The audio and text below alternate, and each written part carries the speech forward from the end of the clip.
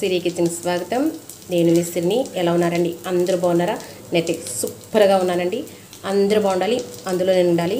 ఈరోజు వేడి వేడి అన్నంలోకి పుదీనా పచ్చడి వేసుకుంటే సూపర్గా ఉంటుందండి.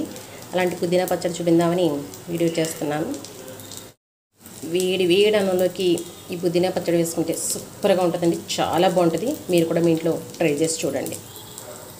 ముందుగా పొయ్యి వెలిగించుకొని మూకుడు పెట్టుకొని ఒక 4 స్పూన్లు ఆయిల్ వేసుకొని ఆయిల్ వేడెక్కిన తర్వాత ఒక 2 స్పూన్లు ధనియాలు, అర స్పూన్ జీలకర్ర వేసుకొని బాగా వేపుకోవాలి. ధనియాలు వేగిపోయి ఇప్పుడు వీటిని వేరే గిన్నెలోకి తీసుకోవాలి. ఇప్పుడు అదే నూనెలోకి మనం ఎంత కారం తింటాం అంత కారానికి సరిపడా ఎండుమిరపకాయలు వేసుకొని బాగా వేసుకోవాలి.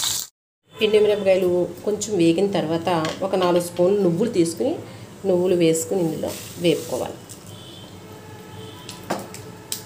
నువ్వులు ఎండుమిరపకాయలు వేగిపోయినాయండి. వాటిని వేరే గిన్నెలోకి తీసుకున్నాను. ఇప్పుడు ఇందులోకి పుదీనా తీసుకుని బాగా వేపుకోవాలి. తడి లేకుండా వేపుకోవాలి.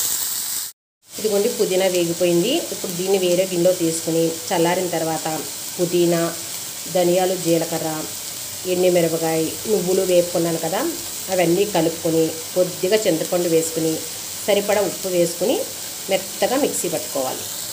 ఇవి వెలిగించుకుని పాన్ పెట్టుకుని ఒక 4 స్పూన్లు ఆయిల్ వేసుకుని ఆయిల్ వేడెక్కిన తర్వాత వెల్లుల్లిపాయలు చితగొట్టుకుని వేసుకోవాలి. వెల్లుల్లిపాయలు కొద్దిగా వేగిన తర్వాత కొద్దిగా శనగపప్పు, ఆవాలు, జీలకర్ర, ఎండుమిరపకాయలు, కరివేపాకు, కొద్దిగా ఇంగువ వేసుకుని పోపు బాగా వేపుకోవాలి. ఇవి వేగిపోయినండి. ఇప్పుడు ఇందులోకి మిక్సీ పట్టుకుని ఉంచుకున్నాం కదా, పుదీనా, ధనియాలు, జీలకర్ర, ఎండుమిరపకాయ ఇవన్నీ మిక్సీ పట్టుకుని ఉంచుకున్నాం కదా, అది వేసుకుని బాగా కలుపుకోవాలి.